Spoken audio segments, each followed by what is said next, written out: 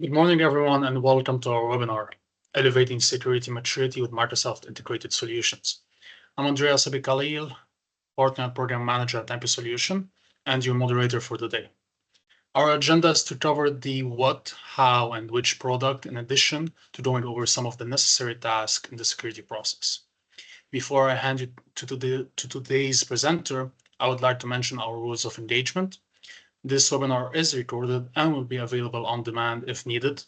Please reach out to your partner or direct contact on the team to gain access for it. For questions, please leverage the Q&A feature in your top toolbar. We will dedicate time at the end of this webinar to answer them. Our featured speaker for today's webinar is Joseph Khalaf, the president of MP Solutions. Joe, the floor is yours.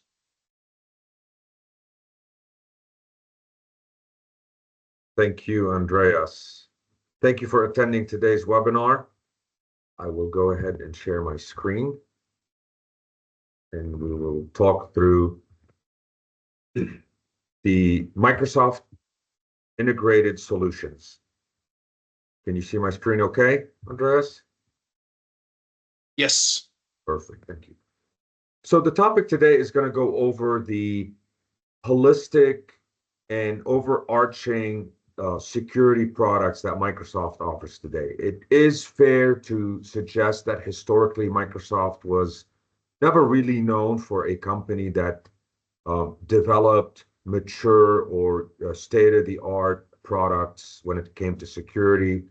The company has always leveraged partners and encouraged partners and other ISVs to do so.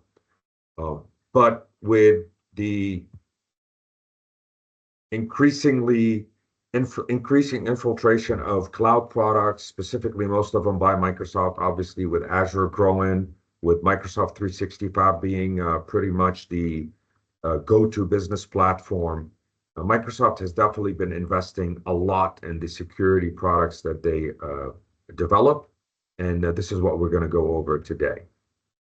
So the first thing I'd like to talk about is the philosophy or the approach of not necessarily the products per se, but Microsoft's philosophy on security.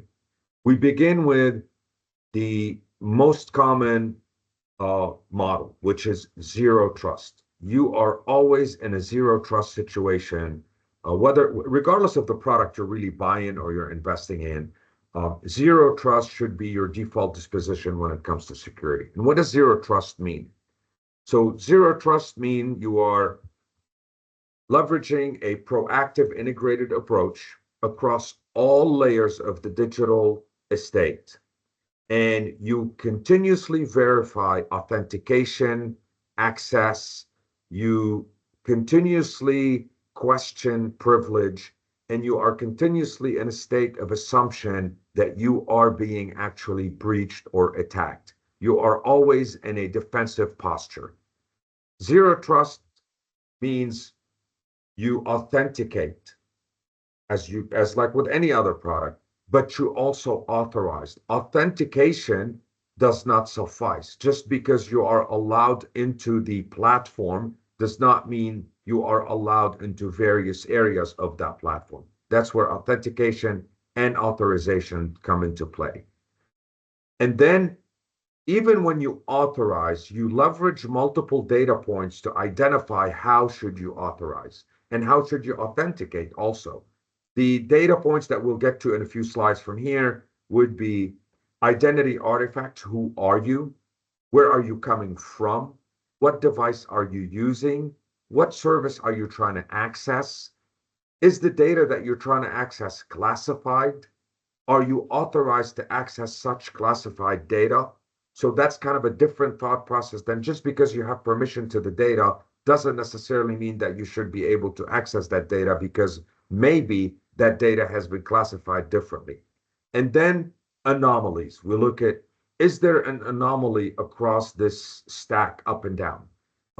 Is there something that I need to be aware of? Which gets us to I'm assuming that whomever you are trying to come in and access any of my data, any of the corporate data, I'm assuming you are a malicious actor, and I'm going to verify time and again to make sure that you should be seeing this data. This is and should be the default disposition when it comes to security. And all of these, which we'll get to in a few slides, obviously require not only a process, but all the tools and all the right model be put in place to ensure that you are actually checking all these boxes. So what is it that we are protecting?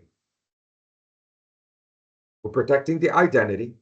We need to ensure that your identity is protected. You as an individual with your password, any of your data within your profile is protected. Identity isn't necessarily always a human identity. We need to protect non-human identity. It could be, for example, a service. That is, a service could have an identity, and that needs to be protected. We need to protect the endpoint, the devices. Are they corporate? Are they personal? Those are very important. With the infiltration of mobile devices, that has to be protected across the board, across all devices, across any technology, any piece of technology, any piece of hardware that actually gives me the ability to access data and actually visually see the data. It's no longer just about the edge. The edge is important because that's how you get in, but everything outside of that edge is extremely important. We're protecting the network.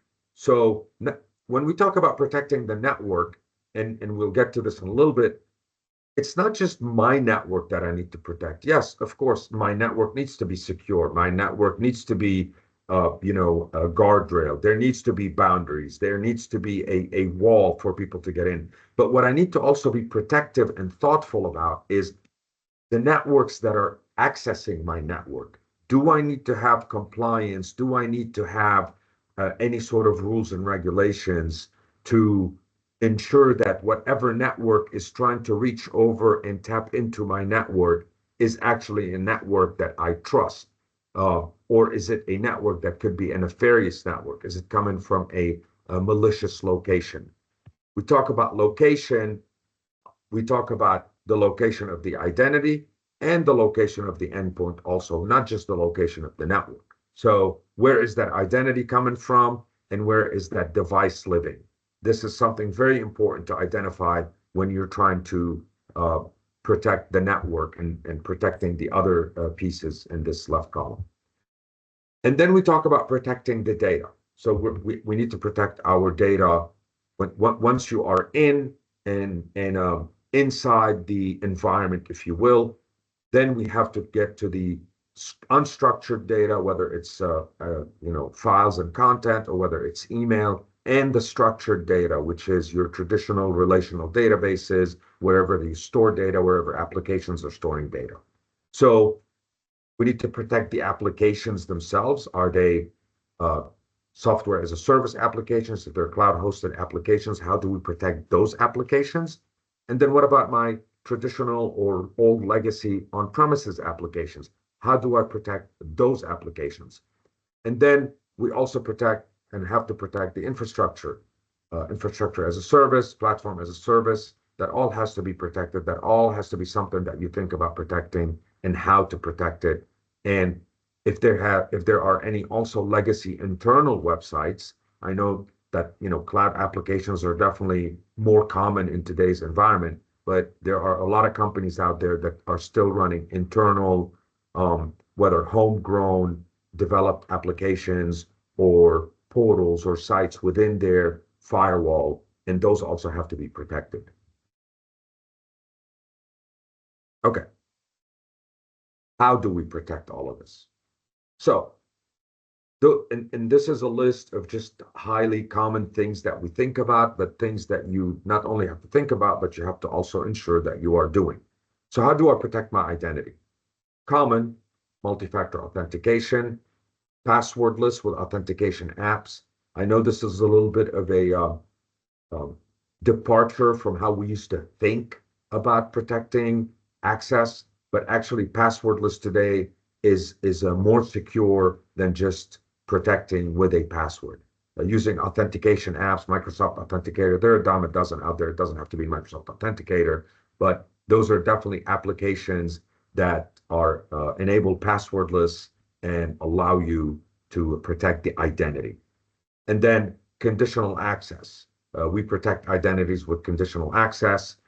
Those are policies that you could deploy in Azure that will actually provide conditions on the user and when and how they can access, or how do they get authorized to get onto the platform. How do we protect the devices? How do we protect the endpoints? Today, the way we are securing the devices, the way we're ensuring that they are not just any device coming into the environment, is to register the device. I want to make sure that that device is registered. It's a known device. It's a device that the environment knows is a secure device.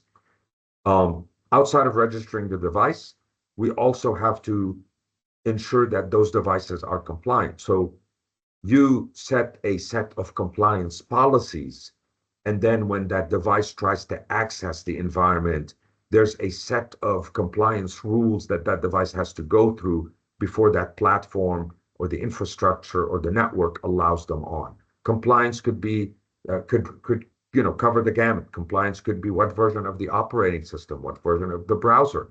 Do you have the latest patches? Are you 3 months behind on patching? Those are all compliance requirements that the device has to meet before the device can actually access any of my data or any of my infrastructure.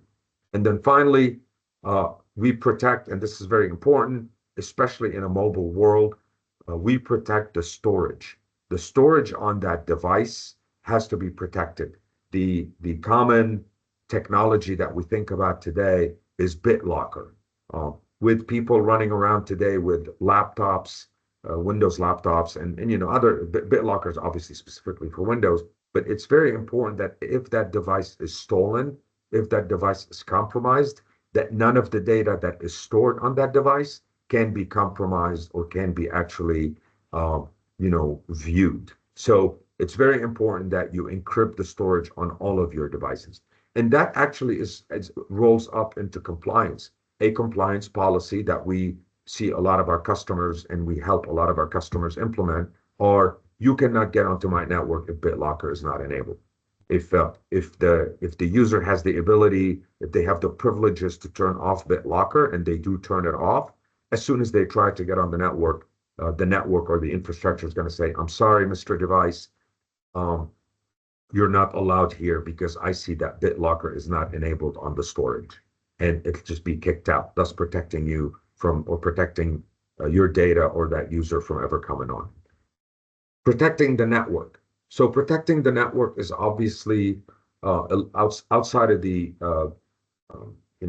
conversation here a little bit, but the network, protecting the network obviously requires some certified networking. This can get complicated really quick, but segmenting your network is a very important piece. If you have a very large network, it's important to segment it. And then when you protect your network, when it comes to the Microsoft tools and the security tools that we're going to talk about today, protecting the network really means you are doing continuous detection, you are monitoring, and you are looking at analytics, and you're looking at data to understand what is going on in the network. So that if you see something that is actually anomalous, if you see something that is just out of the ordinary, something that isn't really normal in your day-to-day operations, then you're able to immediately act, remediate, detect, block, do whatever you need to do. So network detection and network analytics is a very important part of ensuring that your network is secure.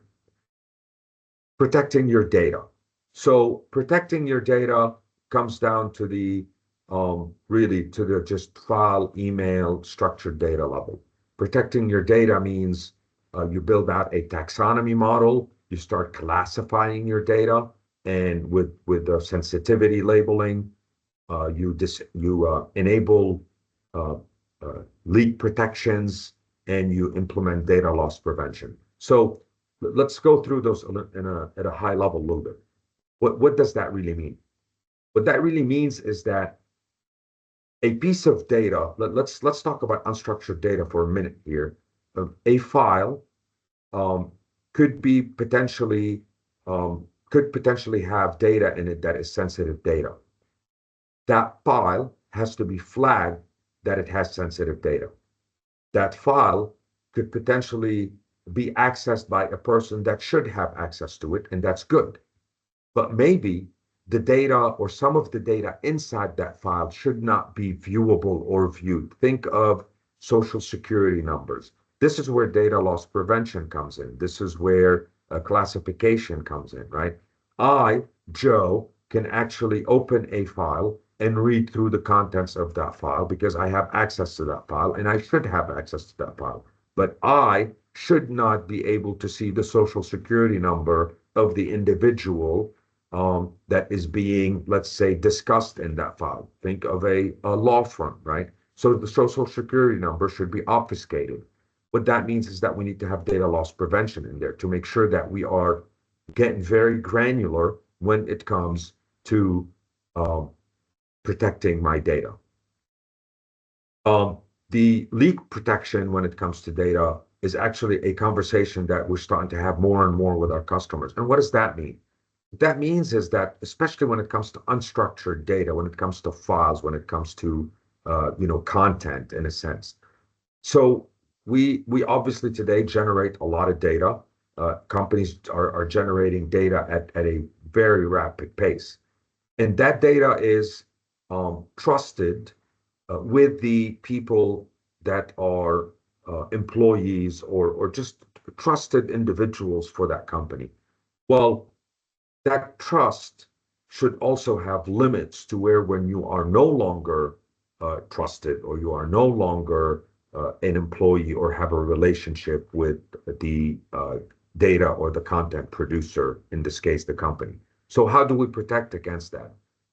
Azure Information Protection is a very good example of, as long as I have a relationship with the content creator or with the content owner, I have access to the data. As soon as that relationship ends, even if I have that data somewhere else on my own device, I cannot open it because I always have to prove my relationship to that content. So the perfect example here would be, as I said, Azure Information Protection, which used to be called in the past Information Rights Management. So I could open the file, I could read the file, I have access to the file. If I sever my relationship with my employer, yet I still have that file on, let's say, a thumb drive, and I try to open that file to potentially leak it to my next employer, that file will not open for me because that file needs to prove my relationship with my previous employer, which is no longer existent. Applications.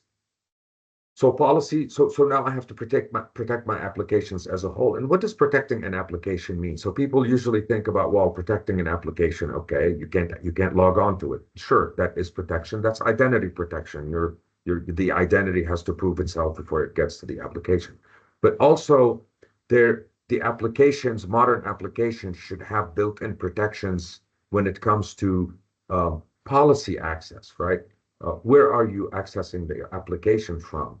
Not the identity, for example, could be one place and then the access could be from another. That should raise a red flag.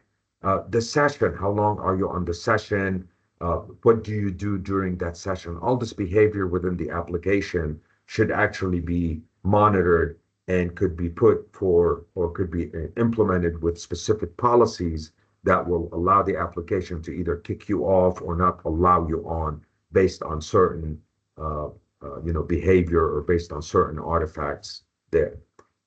The other thing that a lot of our customers don't think about when we talk about protecting applications is that protecting applications could also mean not having the application. One of our biggest challenges today when we talk to customers about modernizing them is what we call shadow IT. When I used to be with Microsoft, we used to call them skunk works. And that's because it used to be a long time ago. But what that means is that employees within an organization are always creative and trying to make their job easier. Thus, they could definitely create their own applications to be able to automate a lot of their processes. When these applications that they create automate their processes and make their life easy, they actually end up infiltrating across various organizations, and other people use them. Good news travels fast within organizations.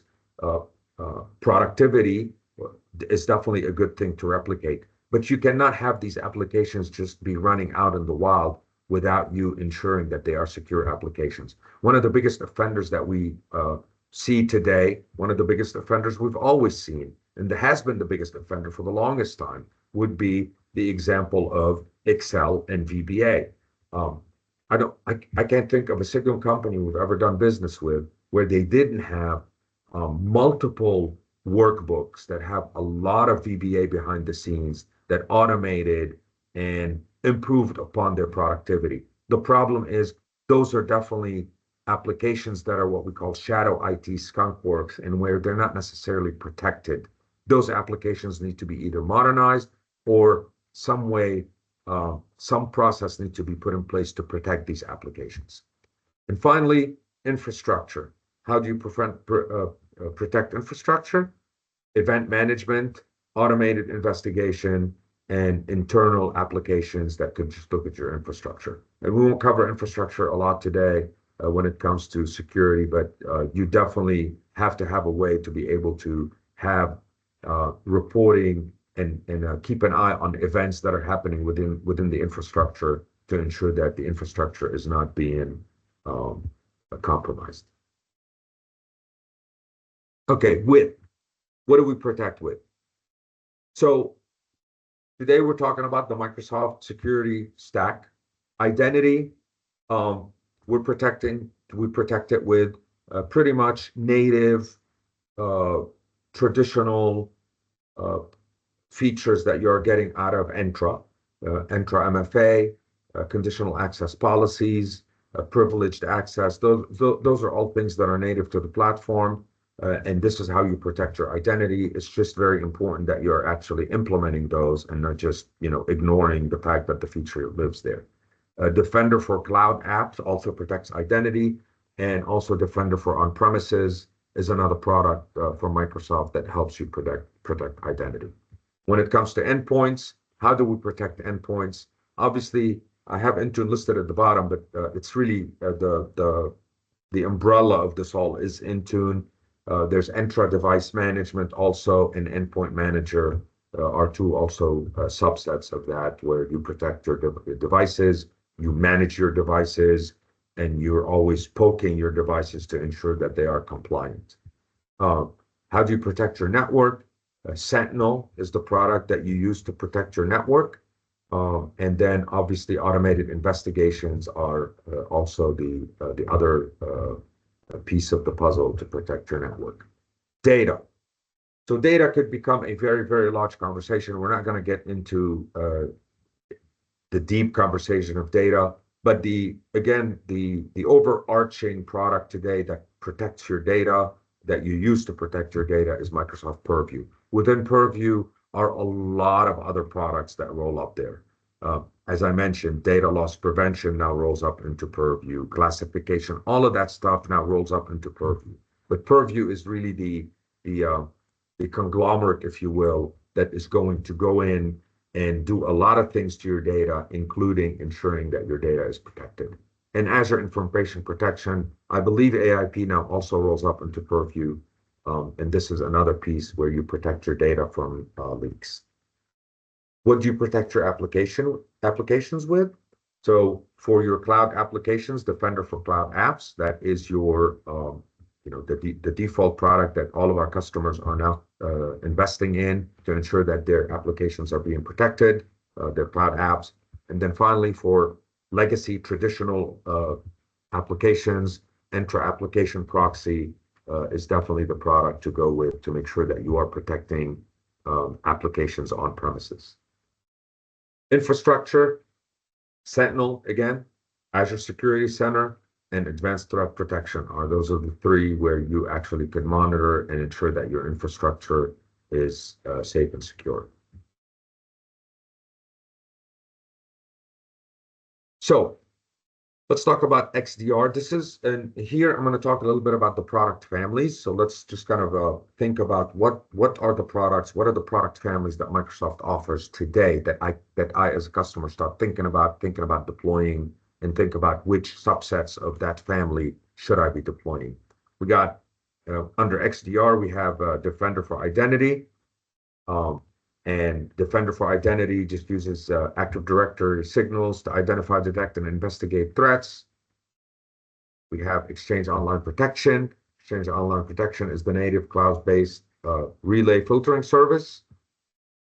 Defender for Office 365, which is the product that's going to protect you and safeguard you against a lot of the malicious behavior that comes through email, links, URLs, and other collaboration tools. Defender for Endpoint. This is your unified platform for your device protection, for your Windows devices, for your Windows endpoints. Defender for Cloud Apps. This is your software as a service solution that gives you visibility into all of your cloud applications and gives you insight into what is going on with these apps for you to both monitor and remediate and address. And then finally, under the XDR product family, we have a Microsoft Entra ID protection. And this is a product that actually kind of MFA rolls up into it also, but it monitors all of your conditional access policies, evaluates the risk of sign-ins, evaluates where are people coming from, and anything that has to do with the identity and ensuring that that identity is protected. The next two products are Sentinel, and Sentinel is actually the intelligence, if you will, platform that is collecting all that data. It is your deep analytics and threat intelligence platform. And you get the beauty of Sentinel is you get almost a single pane of glass that you could custom deploy, and then you could actually monitor. It's a very, very mature tool for you to start out building your SOC, your Security Operations Center, and have insight into what's going on in your environment. And then Microsoft Defender for Cloud is the cloud native application platform, and it is designed to protect your cloud applications. So if we look at all these layers, if we look at all of these, how do these work in my environment? This will be sort of the view of how it all brings in together. At the top layer, if you look at that top row, this is all of your everything you pay for, everything you've invested in, your applications, your devices, Microsoft 365, your Azure virtual machines, your endpoints, and all of this is sitting up there. Microsoft Defender, as part of the XDR family, is what lives right beneath that to ensure that everything is actually flowing through it, and it's protecting you based on what you're buying and what you're investing in. Everything on that layer actually flows into Sentinel at the bottom, which is the application that is going to give you insight into your security operations and analysis, and allow you and give you the ability to be able to respond to anything that you see is a delta. So I know this is a cliche, but I like to use it time and again, though. Security, while all of these products are great, all of these products are necessary for you to be able to do all of the things that we talked about. It is not a deploy the product and go home. It is a deploy the product to be able to simplify and solidify your process, your security process. So what is the process? Those are the things that I'm just going to kind of go through quickly here to kind of give you ideas about what should you be thinking about, what should you be putting in place from an operational perspective to rinse and repeat, rinse and repeat, rinse and repeat on a daily basis, right? Identify and investigate users at a recurrence, right? This is a process. that are bypassing conditional access policies and why, right? There could be an exemption, that's fine, but why? You have to review those all the time. Um, Identify and review your high privileged roles. Why do I have high privileged roles? Should I review them? And how often are they leveraging those high privileged roles? Review inbound access. There should be part of your operational excellence, should be reviewing your inbound access into your network, into your infrastructure, into your applications. Review your sign-ins, you review your anomalous sign-ins. The products that we talked about earlier give you visibility into that, but just because they're giving you visibility and you're not paying attention to them means nothing. Why do I have anomalous sign-ins and what should I do with them? Is that something that I should be aware of? Is that something that I should button up a little bit? Review your sensitive operations reports. That's part of your workbooks and Entra. Those are things that you should go look at and review those reports to identify what sensitive operations are being listed and why. That has to happen all the time. Review your non-MFA accounts and your diverged authentication methods. There are reasons for you to have accounts that don't have multi-factor authentication. That's fair, but that should be always a red flag as to why are they. I need to always defend the reason, and I always need to review that account to ensure that that account that has non-MFA is not posing a risk. So service accounts, for example, historically, if you have applications that require service accounts, those are things you could think through and go, well, if this doesn't require MFA, that's fine, but then I have to review it and be very diligent about ensuring that there is no, delta activity, any activity that could cause a breach or cause risk to my environment. Review unused permissions in apps. Always, I call it the spring cleaning. I like to call it the opposite of hoarding, right? If you have unused permissions, if you have unused apps, get rid of them. Define a stale period. Define a period where you say, if this remains unused for X amount of time, it's good to say, it's good to assume that nobody's using it. I'm getting rid of it. And always review your Entra ID reports. Go on there. Those are reports that are provided at as part of the platform if you're an Entra ID, and you should always review the best practices. This is all intelligent sensors that are running in the background, and Microsoft's always trying to ensure that they're providing you a list of best practices and recommendations that you should look into. And review your secure score. This is relevant. I know a lot of customers sometimes look at it and go, well, it's just a score, right? Yeah, it is just a score. But the higher the score maps to various security maturity. The higher the score, the better off you are. Build a model to where you are moving or marching towards a better score on a weekly, monthly, or quarterly basis. And we talked about this here a little bit when it comes to stale permissions and apps. What about accounts and guest accounts?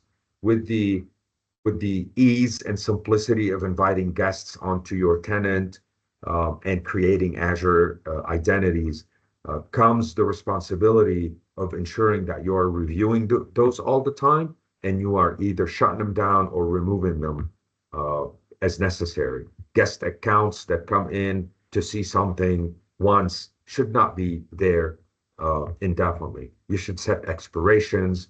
You could review when was the last time they logged in and remove that.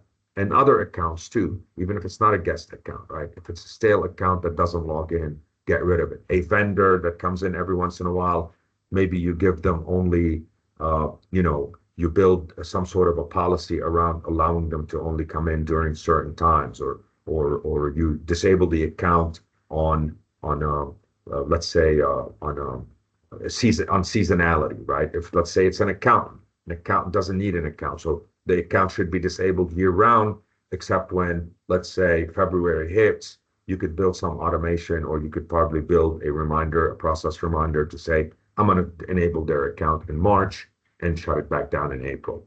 Just examples of things to keep that that posture, that attack surface as low as possible. Review threats and set up alerts. It's very important that you set up alerts. Reviewing threats is something you should be doing on a daily or at least weekly basis.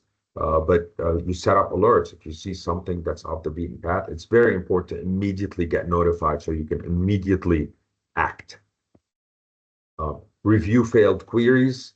There are reports that run on Azure that will tell you what failed queries into the environment happened. Review those. It's important to find out why are they failed, where they coming from. Review top targeted users. That is a very important piece. We have a number of customers where we know for a fact, because we review targeted users, the CEO, the COO, and the CIO, and the CFO are heavily targeted. Attackers are smart. They have access to LinkedIn. They know who the top guy is at the company. They know usually the top guys aren't really paying a lot of attention to this. They're busy. They have a lot going on, and they attack them mercilessly. You need to review that, and you need to ensure that you have these conversations and you set up enough guardrails and policies in place to ensure that those top targeted users are even protected even more. Review identity exclusions and identity health. Any identity that has an exclusion compared to any other identity within the organization needs to be reviewed again on a recurring basis and to understand why does this identity have an exclusion. Review AV reports and scans. That's specific to the endpoints, to the edge to the devices out, outside the edge, and those are things that you need to be reviewing all the time to understand if there are some devices that are being targeted. Review usage of unsanctioned apps. We talked earlier about protecting your unsanctioned apps, what we call shadow IT, but you need to understand their usage. And unsanctioned apps could also mean apps that you don't authorize in the environment, right? People download apps all the time to get their job done from the internet. If it's not an unsanctioned app, you should have a list of sanctioned apps. You should review those and understand why these users are using them. Review inactive devices. Just because you hand a device to an individual within your organization, they never turned it on. If it's inactive, again, we like to use the term stale. They don't need that device. You don't need to have any worries about that device maybe coming online one day. Take the device back, or just put the device, make sure you fence the device out of your environment so it cannot log on. Review API connections. That's another thing that if you are using connections within Azure to allow other applications to connect to it, you need to review those to ensure that these third-party applications are legitimate. Finally, test your users. We encourage companies to go in and send out phishing emails for test purposes, right? I think Microsoft does this today. Proofpoint used to do this a lot. So send it out and understand who is the person that is the biggest offender, or who is the offender in the organization. And you're not doing that for any, to call people out. You're doing that because you want to train your users. Train your users. Make sure that your users understand security is everybody's responsibility. Make sure users understand what to do and what not to do. Make sure your users are aware of what security should look like, and they are adhering to company policies.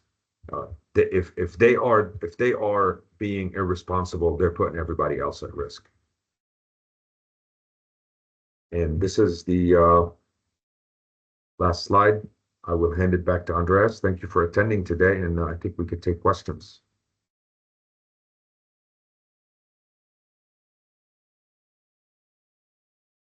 Before we jump to the questions, first of all, thank you, Joe, for the wonderful presentation. And let me share my screen. Give me 1 second. I think I'm having technical difficulties here.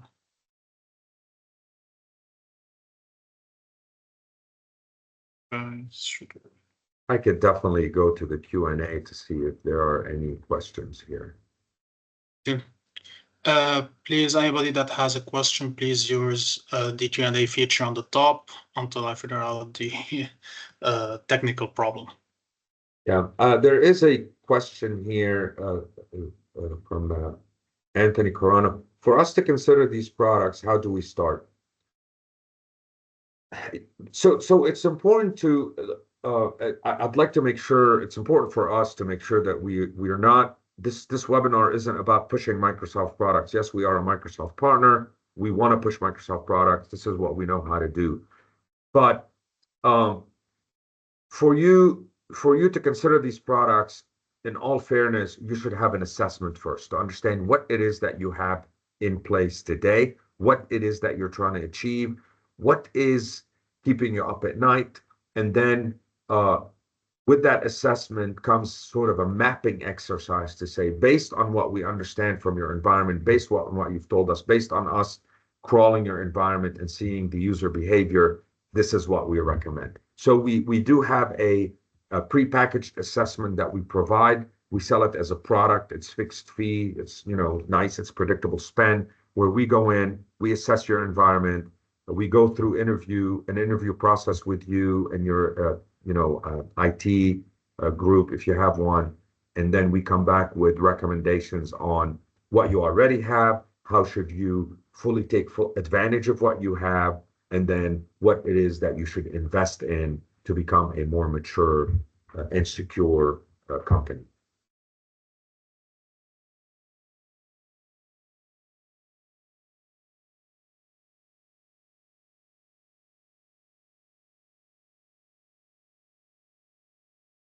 Another question.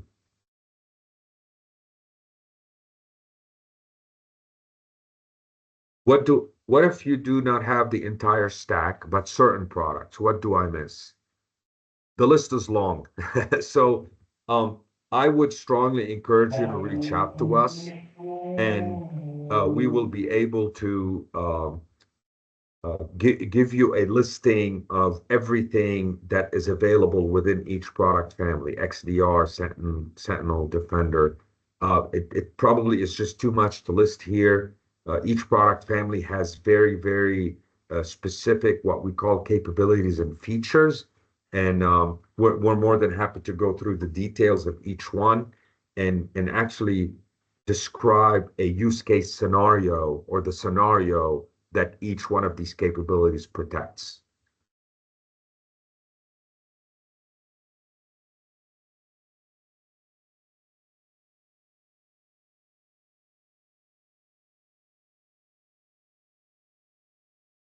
So in the meanwhile, while we're waiting for more questions, I would like to mention that we have a special promotion for all the attendees for this webinar.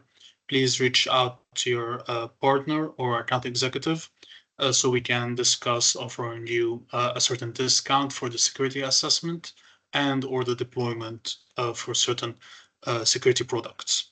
This offer will end by end of October, so please reach out to us before then.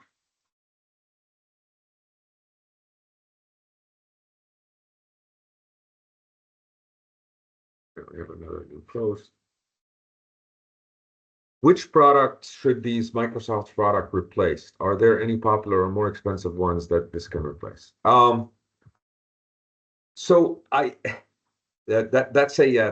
So I don't want to make it sound like there aren't third-party products out there that do just as good of a job. The reason we're delivering this webinar is just to educate about the Microsoft products that are available, because that's really all we do. We don't cover third-party products. With that being said, it would be only fair to mention that there are a lot of third-party products out there that do as good of a job, if not sometimes better, right? Everybody's heard the term best of breed. When we go in to do your assessment, when we do assessments for customers, if they have a product in place that's doing their job and they are happy with the product, and dislodging that product from the environment is too disruptive, we're not going to recommend that you go ahead and rip it out. Now, of course, that's sometimes not just a technical conversation, but that's also a financial conversation based on pricing and based on cost. We have done quite a bit of security assessments where, because of the bundling aspect of a lot of these Microsoft product families, you are better off using some of the features and capabilities of the Microsoft product and not renewing, for example, a third-party product. More times than not, or a lot of times, that's not necessarily because the other product is not good. It's just a matter of fiscal responsibility. You're already paying for the Microsoft product. Why should we be paying for the third one?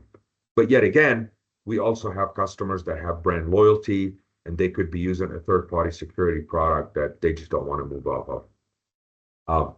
Sorry for dancing around the question. I don't want to sit here and beat up on any of the ISVs that are out there. A lot of them are good. Most of them are pretty good. But which product should it replace is probably a better question answered in a one-to-one conversation once we learn more about what you have in your environment and about what you are paying for within your Microsoft subscription.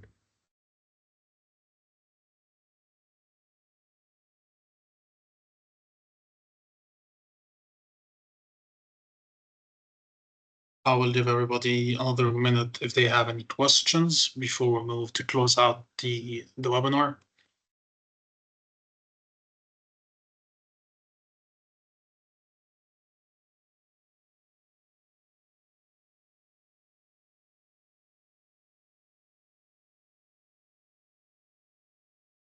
All right. I would like to mention that our next webinar is on the October 16th, which is Modernizing Business Process, Embrace Automation with Power Platform. We'll gain strategies to automate business workflows using Microsoft Power Platform, focusing on achieving efficiency and modernization in our webinar designed to modernize business process. Thank you, everybody, for joining us, and thank you, Joe, for the wonderful presentation. Thank you. Thank you all. Thank you, Andreas. Bye-bye.